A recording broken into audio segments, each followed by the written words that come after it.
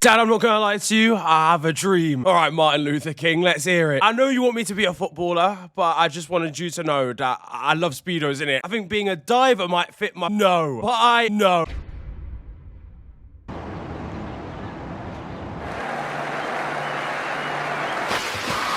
My goodness, that is remarkable. The form, the lack of splash zone. This might be one of the greatest scores we've seen in diving history. Wow, look at him go. Maybe my boy was right after all. Yeah, you're off, mate. You're already on a yellow card, you little shit. Yo guys, it is your boy Nerin here, and you are watching FTW. This is of course the series where I bring to you the best and more frequently the worst what football has to offer during the last 7 days. What's been kicking off in the world this week? Well, in the world of boxing, and Anthony Joshua is living our collective dreams by aiming to knock out Jake Paul in the ring. I'll be shadow boxing in front of my TV for this one, because I could have gone welterweight if it wasn't for that abominable elbow injury. Rastafari, lick him up, lick him. Meanwhile, Theo Baker's having to come to terms with the fact that punching Joe Weller that one time has led to this. We thought we might start a chain reaction that would destroy the entire world. The Paul family know a lot about primes, and Anthony Joshua here is firmly past his. A despicable career fall off for AJ. His next opponent, Wayne Rooney, and he got sparked out by Phil Bardsley in his own kitchen. I'm 18 stone, I'm heavy. Onto the football though now, and it's international break in the shot. Now I know what you're thinking, yeah, but this was cinema. Nations across the world were approaching their last chance to qualify for Gianni Infantino and Donald Trump's money-making kink. One last chance at the World Cup of 2026. Just don't park your team bus outside, it'll cost you. Over $1 trillion, 200 billion. All the greats have won it. R9, Lionel Messi, Steven Nzonzi, and now a new crop of teams are looking to etch their names on a golden globe. But north of the border, and just qualifying would be a movie for Scotland. The tides have been shifting and moves were being made. One last do-or-die dance v the Danes. Winner takes all at Hampden Park. The big leagues were calling, and Scotland answered. Ferguson's header given away, but it breaks to Tierney!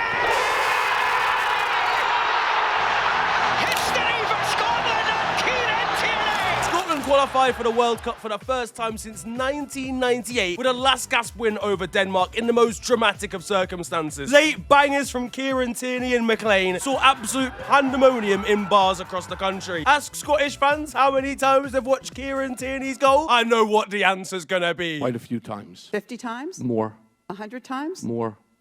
200 times. More. To be honest with you, these are some of the best highlights of a football match you've ever seen in your life. And it started with our first goal of the week. Coming just 3 minutes in as a ball looped in by Ben Doak down the right-hand side was met by one of the most outrageous bicycle kicks from Scott McTominay. How's bro even got his groins warmed up that early in the day to be able to do a bicycle kick just 3 minutes in? The nigga swung his body to the side. Why on God's green earth have we got Scott McTominay doing bicycle kicks? Where did he get the audacity for this? What sort of DLC packs is he downloaded over in Italy? A penalty converted then in the second half by Rasmus Højlund would level things up and put Denmark back in control in the group. A second yellow card for Denmark's Rasmus Christensen though swung the tide again before a goal apiece saw us at 2-2. Then comes our second goal of the week. Scotland banging the door down looking for a goal to take them to the World Cup. A ball launched in and not cleared away properly falls to Kieran Tierney to finesse and curl into the bottom corner on his left foot from 25 yards out to put Scotland in qualifying position. A weapon of a left foot that wouldn't get through border control. The type of weapon you'll see at the World Cup in the US, but for very different reasons. And then just to top it all off, as Denmark threw everybody forward, in the 98th minute, Kenny McLean picks the ball up on the halfway line, sees Kasper Schmeichel off it, and loops it over him. One of the most remarkable ends to a World Cup qualifier ever. Is that good?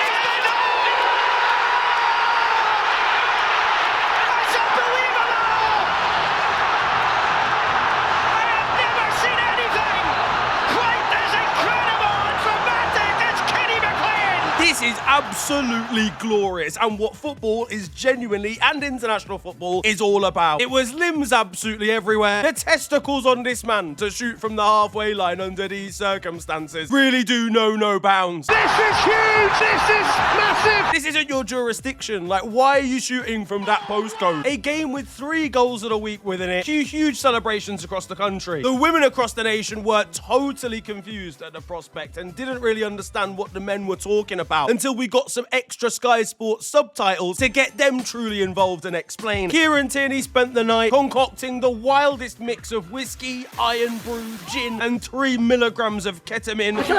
Meanwhile, it was an emotional time for Andrew Robertson. Andy speaking of the fact he talked to Diogo Jota, his late former teammate, on many occasions about making the World Cup. Diogo had missed the 2022 edition due to injury, whilst Andy and Scotland didn't qualify, and they'd spent so many conversations on eventually playing there. Diogo, I'm sure, was watching on as Andy and Scotland put on a clinic here. Now, as we speak, the Scots are still out drinking, and on the theme of alcoholism, and Ireland were looking to book their place at the World Cup too. A disastrous start to their group had seen them pretty much written off of it, plus they needed to get a result versus off-brand Spain to make it happen. Having made Armenia look like a nation that actually has access to more than about 9 shin pads, this seemed about as likely as Arne Slot cosplaying as Bob Marley. 6 bomber ass clot, pussy bomber blood clot. But incredibly, that's exactly what we'd get, as in a win for Ireland, not cultural appropriation. Ireland defeated Portugal 2-0 to keep their playoff hopes alive, thanks to a Troy Parrott brace. As if it couldn't get any worse for Portugal, Cristiano Ronaldo got his marching orders for an elbow on Dara O'Shea in the second half. This wasn't seen originally, and Ireland players were protesting about it, to which Ronaldo did like a little tears action at Nathan Collins. He was heading off the pitch for a Piers Morgan interview immediately. I mean, for me, you know, Your Honour, Big Ron,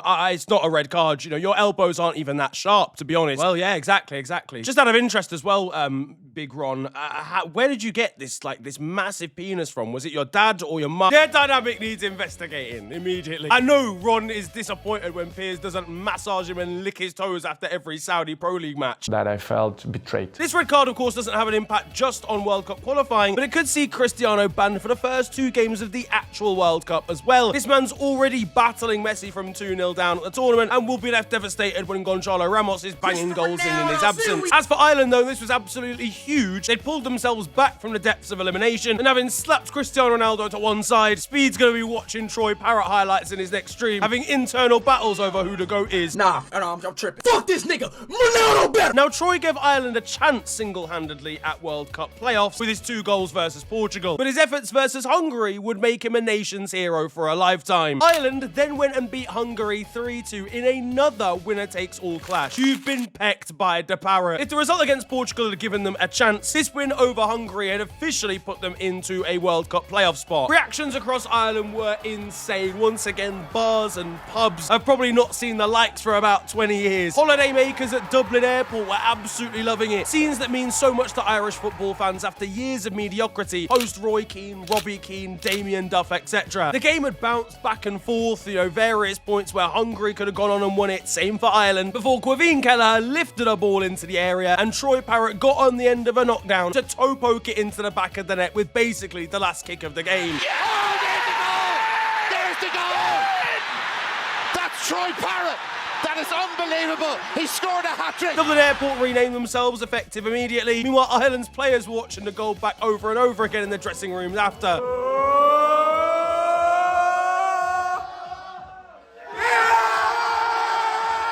It left Dominic Szoboszlai depressed. This man's trying to carry 2 teams on his back this season. Not that former Irish striker Kevin Doyle's got that much in the way of sympathy for him.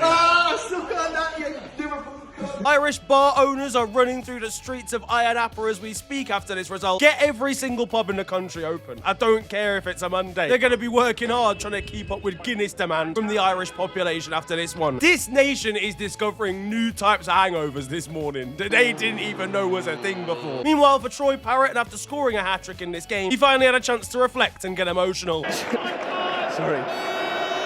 The tears of joy. I love where I'm from. So this means the world to me. My family's here. Irish fans weren't getting too far ahead of themselves, by the way, just naming him the White Pele over on Wikipedia. And to be honest, he's actually balling out for AZ Alkmaar in the Netherlands, like, differently. Scored like 20 goals in 37 games for them. We shouldn't be surprised that he's doing a job for Ireland too. I've always rated him since he was a youngster at Tottenham. He just never really got a chance to fully break through there. Meanwhile, the prospect of Seamus Coleman stepping on a World Cup pitch at 68 next summer, we will be there. Now, Portugal responded to their defeat against Ireland with a 9-1 slamming of Armenia. What, Ronaldo's goes out at a team and they score 9. Yeah, I think I've seen enough, mate. Oh, bang. See you later. You go in prison. And you're getting named and shamed. I talked about whether Portugal actually need Cristiano Ronaldo more in this video here. And while I was discussing that, Big Ron was going off and meeting Donald Trump. They're soft launching him back into the nation of the United States again. This is actually a little bit crazy. And this is a lot of power. Look, get your bets on Portugal winning this tournament. If he's mates with Donald Trump and it's happening in the US, Easy money. And you know me. I will bet every pound I've got. referees are going to be threatened with having ICE agents in black vans turning up outside their wives' houses. If you're a centre-back coming up against Ron in the summer, you're getting an immediate magenta card for calling him Homelander. That's 2 red cards in one. They've just mashed them together. It was an interesting collaboration, this, for the man from Madeira. So if he's linking up with Donald Trump, it might have been a very different small island he was on with the American president. He won't give a fuck and will be gassed when he realises he's top of the Golden Boot race on the Epstein Island files. Now, it won't come as much of a surprise to know that England also qualified for the World Cup. Pretty much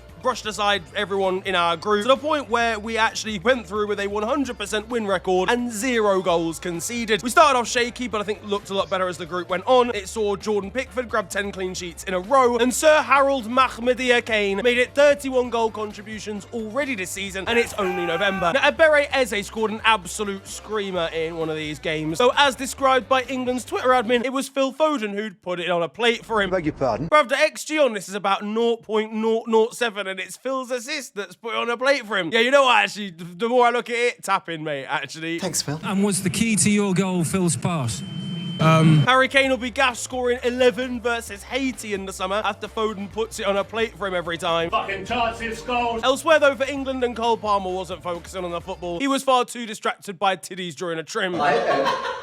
He's a simple man. He was just watching them jiggle from side to side. And whilst us qualifying for the World Cup signifies good news, if you're a Liverpool fan, knowing there's no more international breaks till March is pretty devastating news. There was time for one more bit of drama, though, as Jude Bellingham made headlines for being frustrated while substituted against Albania by Thomas Tuchel. The Daily Mail ran a headline suggesting that he should be left at home if he doesn't fix up his attitude. I've seen what happened, yeah? Shut the fuck up. Like, genuinely, if we are gonna not take players to the World Cup for getting frustrated at being substituted off a football pitch, we're lost as a nation. People expect us to win World Cups, yeah, with 25 players that are just happy to be there, that have got no fight whatsoever, no determination, no edge. This guy is outright one of, if not England's best player. What are we even doing here? What debates are we actually trying to have? How many players have we seen get frustrated about being substituted off? Either down to the fact they don't think they should be coming off, you know, footballers should want to play as much football as possible, or because maybe they're just frustrated with their own performance. Either way, we should be building a squad around Saka, him, and Kane, you know, in terms of like a attacking output. Make it work,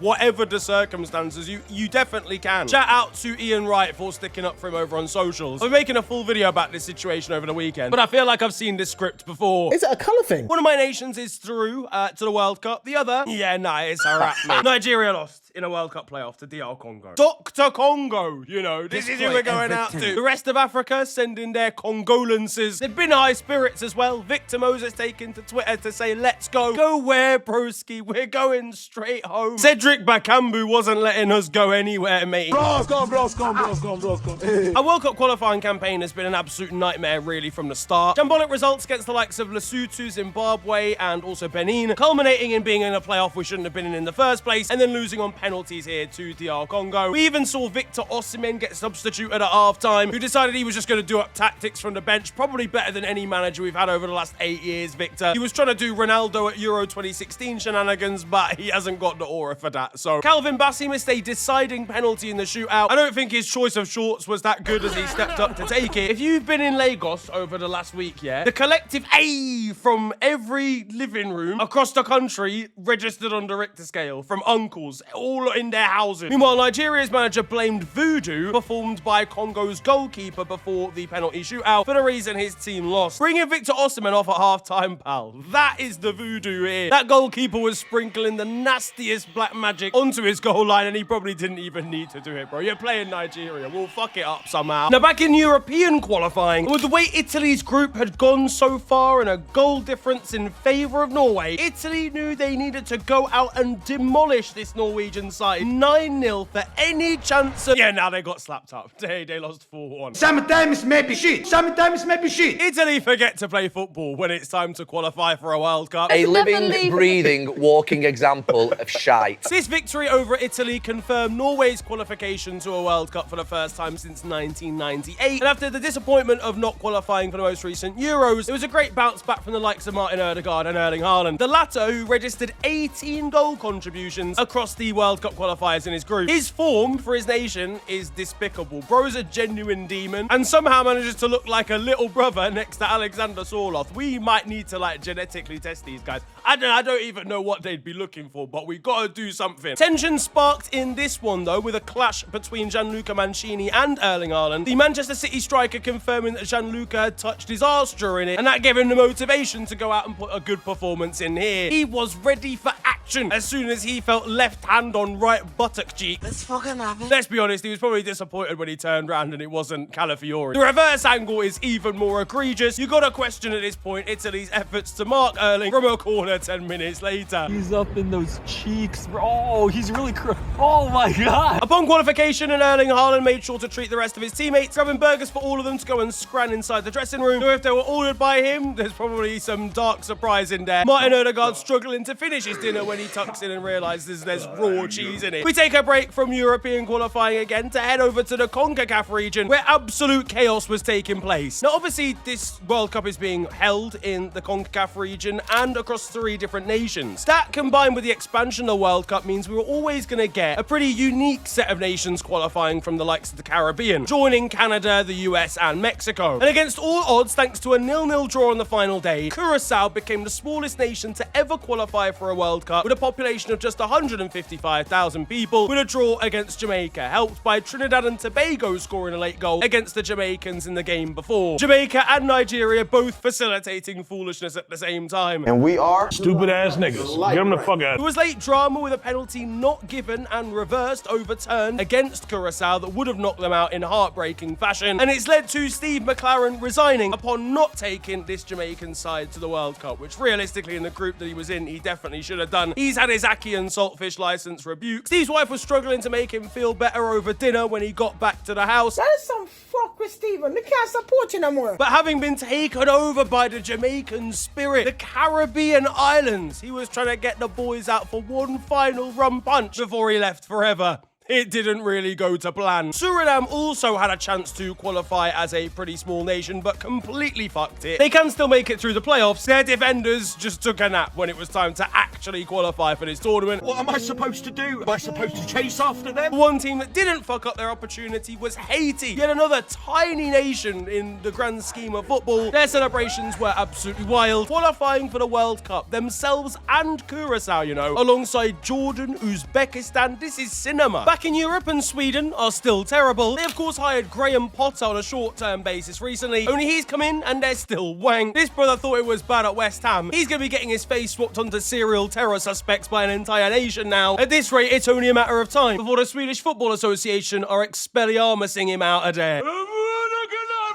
Now that it's time for the moment you've all been waiting for, because over in Romania, the best our beautiful nation have to offer were called up to international duty to face off against San Marino this week, and San Marino took the lead in like the 2nd minute of the game. Maybe we've got to have a word with Romania after all. San Marino tweeted about the possibility of parking the bus early, though given they then went on to lose the game 7-1, I think it's fair to say that bus broke down, I'm afraid to tell you. If I'm the referee, I'm calling for full time in the 3rd minute. I just know this lead went to the San Marinese players' heads, the goal scorer being told not to start dreaming of getting a statue outside of their stadium. I already did. What? I said I already did. Meanwhile, there's news from Brazil that may well have a ripple effect on the Premier League title race. That's because Gabriel was forced off due to a muscular injury in a friendly that will see him out of action for a month. The only team that can stop this Arsenal super defence winning the league is apparently Brazil. Their journey to 2nd starts from here, lads. That's their main striker out of the North London derby. Now it's going to actually be down to Victor Gyökeres to score some goals. Christian Mosquera's training regime's going to look a little bit different now that Arsenal are lacking Gabriel Gabriel's aerial threat. Meanwhile, where Manchester City now inevitably win the Premier League at the end of the season, Pep Guardiola will be commending Gabriel's thigh muscle as the key reason for their victory. We cannot replace him. Now that it's time for your goals of the week, we've seen 3 already. How about 3 more? We stay on international duty actually, but head down into Italy's youth side. They needed 9 goals to overturn goal difference against Norway. I think this goal should be worth 9 from Nicolo Pasili, who's flicked it over the defender and then scissor kicked it in on the volley, in off the post from a crazy angle. A flat-out, outright screamer though comes from the Latvian 3rd division of all places. Not really much to say apart from the fact that it's an absolute pile driver in off the crossbar like twice, but the final goal comes all the way from Uganda, and it is one of the most ridiculous goals I think I've ever seen. The only thing stunting it is I don't know if this is actually happening in an official match, but this is an incredible team goal with lovely bits of skill and flair, polished off by a nut strike from outside of the area in off the crossbar as well. This is the Ballon d'Or of goals, just anywhere. Like, if I was even on the pitch at the same time as this happening, my grandkids are finding out about it. Hello all, and welcome to The Beautiful Game, the segment where we take a look at the poetic and brilliant side of the game that we love. We are back by popular demand for yet more glorious beauty. Qui parvient à s'en sortir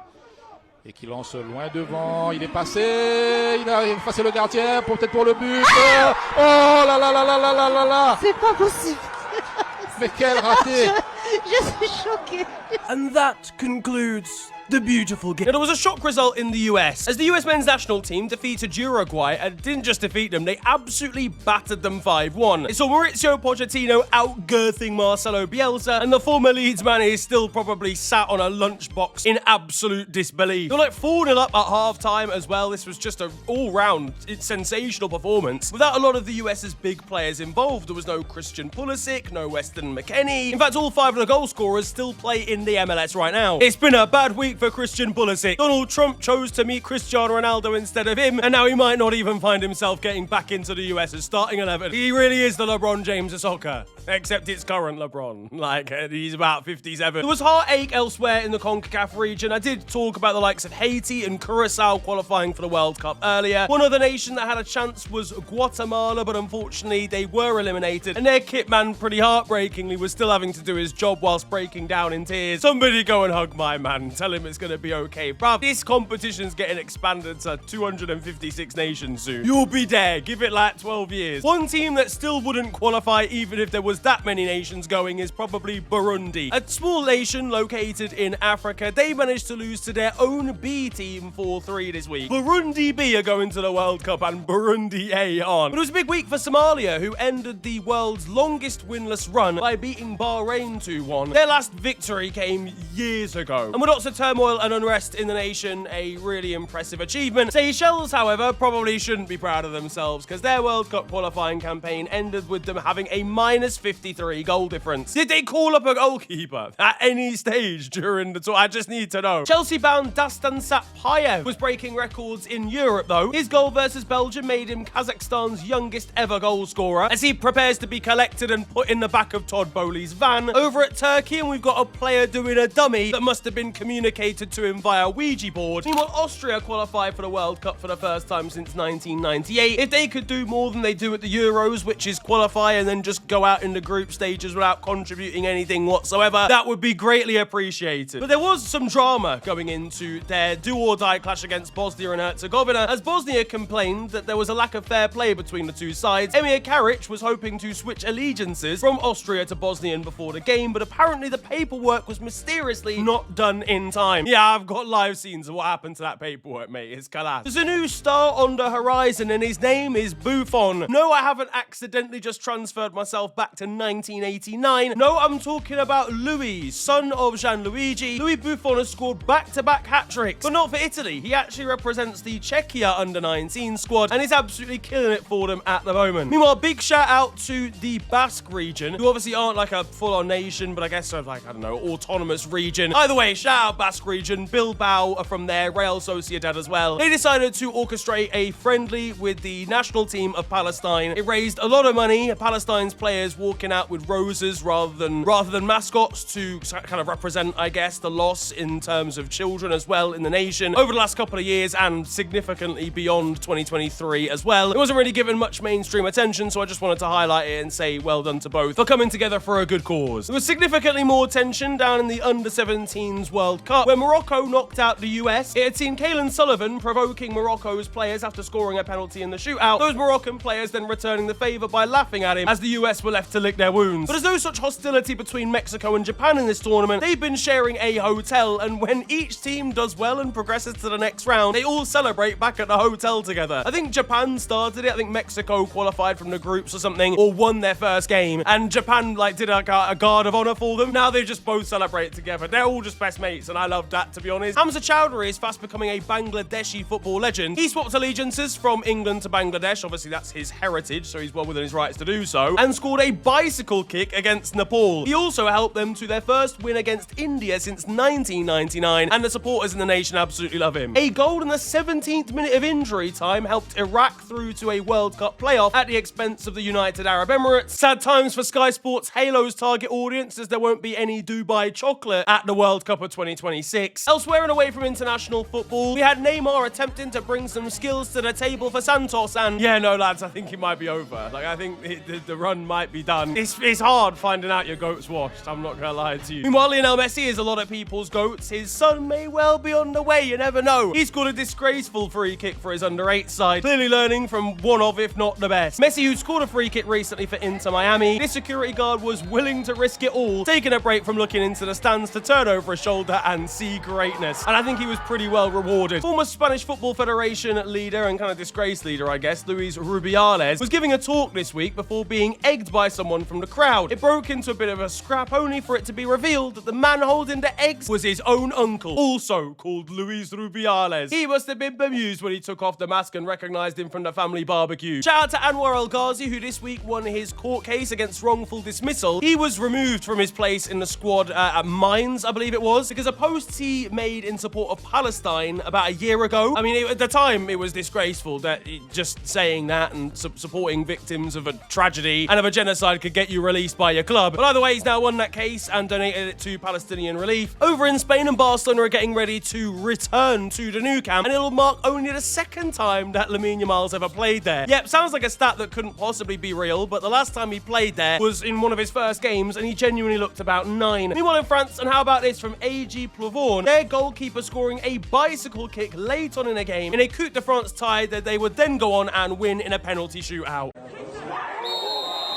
Now there is time for Still 0-0, and you guys know the score by now. This is a segment of the show where I bring to you the best of Sunday League and amateur football. And we are heading down to Lydney Town. Yeah, it sounds like a non-league club, doesn't it? It's got the perfect name. Now I'll cut to the chase, right? The weather in England has not been that great recently. When is it ever? What you do hope is that you can at least play some football at your ground. Yeah, these lot can't. This is a football pitch. This isn't even waterlogged, fam. This is genuinely a water park. On to the weird stuff, though, now. We head over to France's 6th tier, first of all, for a ludicrous story of two teams playing a match and both of them losing. Look, there's been plenty of games, right, where you look at two teams play and you realise, fucking hell, I hate both of them. And you secretly hope that both teams could come out with 0 points. Well, that eventuality has actually happened in the 6th tier of France as SC Hérouville played AG Caen. Now, on the pitch, and there was very little questioning going on as to who actually had won this one, because SC Hérouville won the game 7-1. However, they were stripped of the result due to transfer rules that they'd broken, and so the victory would be handed to AG Caen. Except the problem was AG Caen had fielded an ineligible player during this match, and therefore they were ineligible to win the game too. It meant that authorities in Normandy basically ruled that both clubs had lost instead. Very, very impressive. Like, all you've got to do is your job. Like, just read the terms and conditions. But the final story is a wholesome one, and it comes from Chorley. Now, Christmas is, of course, coming up, and it's usually a time where you get the chance to go and see family, maybe family that you've not seen in a while, but everyone comes together, has a massive fuck-off roast, and then goes home. And there's, like, some presents and stuff in there as well, allegedly. But that's not always the case for everybody on Christmas. There are some people that aren't able to see family. There are some that maybe don't have family, or maybe just feeling a little bit alone over the Christmas period, which can happen and is completely out of some people's hands. Well, Chorley last year offered up their stadium as a place that fans who were feeling a little bit lonely in the area could go and mingle and chat to like-minded Chorley fans, or just footballing fans, generally speaking. Well, they confirmed they're going going to be doing it again this year. So if that does appeal to you, you live in the local area, then make sure to head on down. That, though, is going to wrap up football this week, and I hope you have enjoyed it. If you have, then feel free to slap a like on the video, and of course, subscribe if you are new to the channel. You can also follow me on social media. It is at the official FNG on Twitter and on Insta. But it's been a pleasure ranting at you guys today. Have a wonderful day, enjoy yourselves, and goodbye.